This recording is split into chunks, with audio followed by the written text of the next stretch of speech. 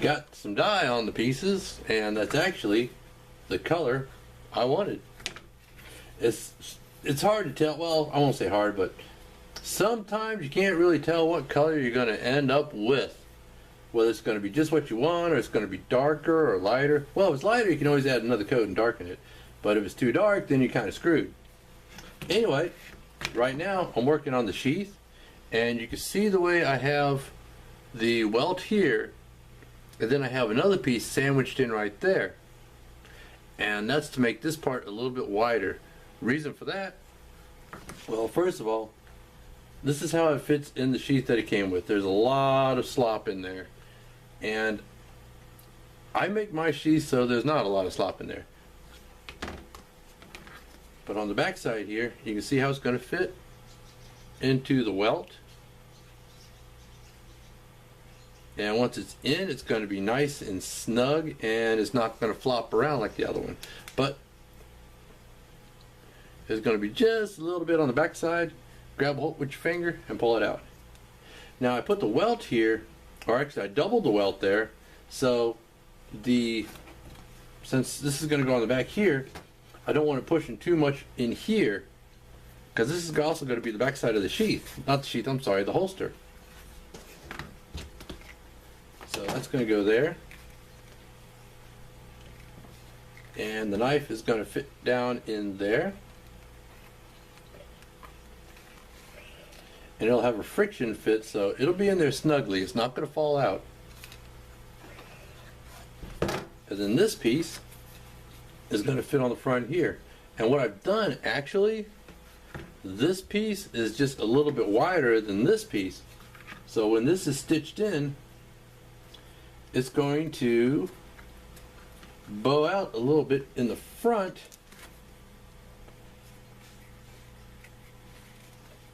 Let's see if I can get it to do that.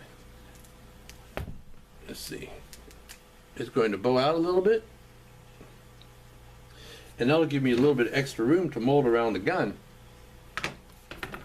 Also, so I don't get a lot of interference between the gun and the backside where the knife sheath's going to be. So this is where I'm at. Right now I went out in the garage and I went ahead and I sanded my edges with the sander. Got them all nice and smooth. And even though this is going to be on the back side, it's still got to look pretty.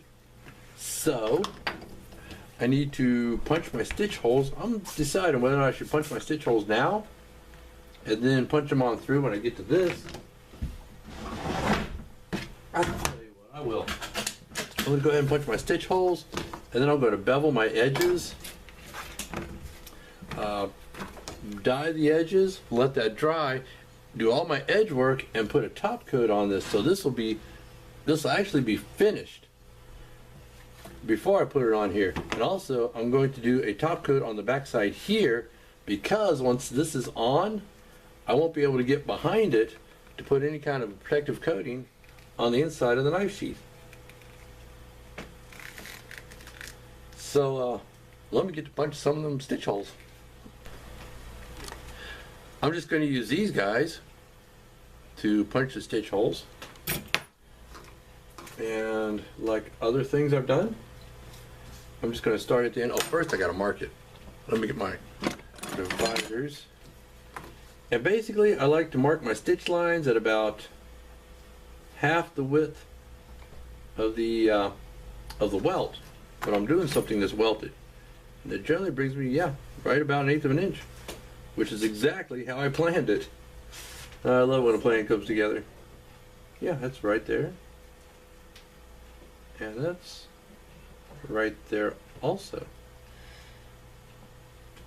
Okay, so just take my dividers and mark where my stitch lines are going to be.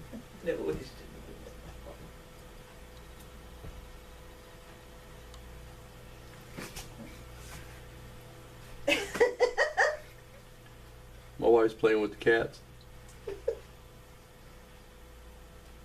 Hey, if you want to see our cats, I got them on video. Just, you know, go to my videos and scroll through, and you'll find our cats. Anyway, then I like to space this in about one width, like the space between these two prongs, and that'll space me in on the end. Push it in to mark it.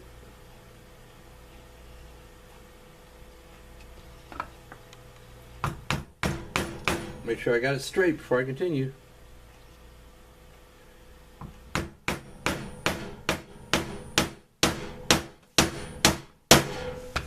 And that goes all the way through to the inside and it's nice and straight. Now the hard part, getting it back out.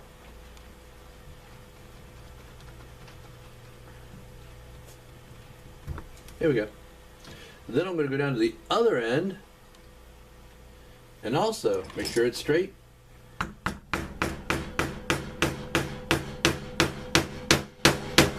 And punch it on through. Now what that'll give me the ability to do is to just mark it.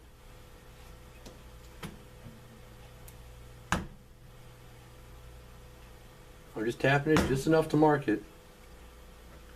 And then I can see how well this end matches up with this end, and I can kind of fudge the spacing in between. So I'm going to continue on and punch on my stitch holes, and we'll come back. Got all the stitch holes punched, and I'm kind of glad I did it this way because I can actually check the back side and see where they're coming through on the welt, and making sure that the stitches are going to go where I want them to go. Now the next step is, I don't know if you can see this, but there's little flappy bits here. I call them flappy bits, but that happens when you sand it on a power sander. So just gonna take my sharp little knife and cut those little flappy bits off.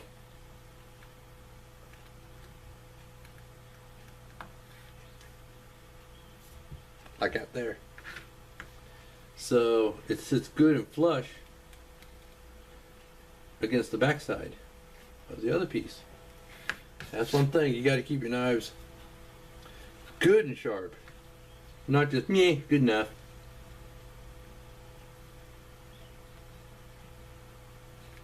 But good and sharp, so you could do stuff like that. And then after I'm done with this, cut these little flappy bits off that I call them. I'm going to go ahead and bevel my edges and then dye them, and after the dye dries, go ahead and burnish them over. Because like I said, even though it's going to be on the back, it's still got to look good. Just take my edge beveler and run it along there.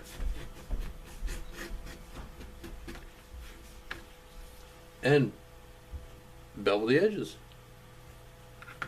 Oh, I'm also going to trim the welt where it protrudes out a little bit right there and right there. I'm going to go ahead and trim that down too.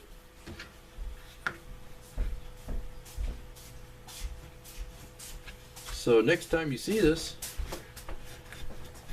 I'm not exactly sure how far I'll be along, but it'll have some work done to it. Like I said, trim this, trim that, do some burnishing.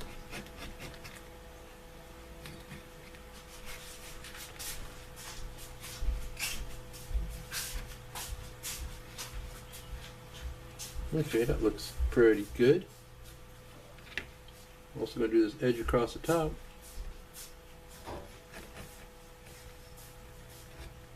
Yeah, that worked. And I'm going to go ahead and dye these.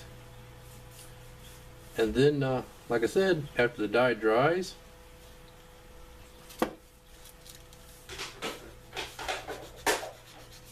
going to go ahead and burnish them. Yeah, but first I'm going to check them, and if I need to do a little bit of sanding in some spots, I'm going to go ahead and do that.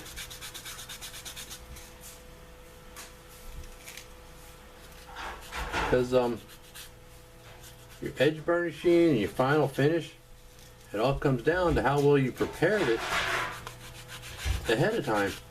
If you do a sloppy job, like at sanding your edges or anything like that, then they won't come out as nice once you get a finish on them. So I'm going to keep working on this, and we'll come back a little bit later. Just thought I'd show this real quick. The way I'm going to trim these off is I have a very, very sharp wood chisel, and I can take it, put it along the edge, make sure it's perpendicular,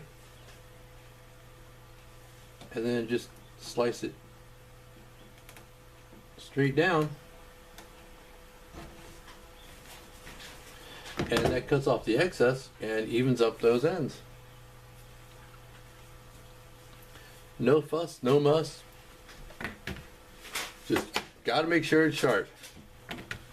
Well, now I'm going to go ahead and dye these edges, and we'll be back in a little bit.